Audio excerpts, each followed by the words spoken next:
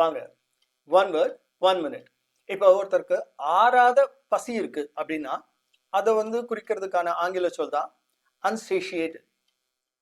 ஒருத்தர் நல்ல fibre rich food சாப்பிட்டாருன்னா வயிற்றுல ஒரு ஃபுல்னஸ் வந்துடும்.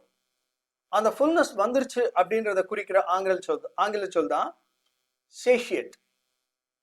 A fiber rich food satiates your hunger. A fiber rich food gives satiety. அது ஒரு நிறைவை கொடுக்கும். சரி, இப்போ வெயில்ல நம்ம போயிட்டு வந்துடுறோம், உடம்பெல்லாம் சூடா இருக்கு. அந்த சூட்டை திரவத்தை கொண்டு தண்ணீரை கொண்டு தணித்தல். அந்த தணிக்கிறது அப்படின்ற வேர்டு இருக்கு இல்லையா, அதுக்கான ஆங்கில சொல் இருக்கு quench. இப்ப தணியாத தாகம் எப்படி சொல்லுவீங்க? unquenched thirst. இப்போ ரோமியோ ஜூலியட்டை ரொம்ப லவ் பண்றாரு. ஜூலியட் நான் உன்னை ரொம்ப லவ் பண்றேன்னு சொல்றாரு. ஜூலியட் போடாடே சொல்லிட்டாங்க. அப்போ அந்த லவ் ரிட்டர்னுக்கு வரல, திரும்ப கிடைக்கல. நிறைவேறாத காதல் அல்லது திரும்ப கிடைக்காத ஒரு காதல். அப்போ அதை எப்படி சொல்றது?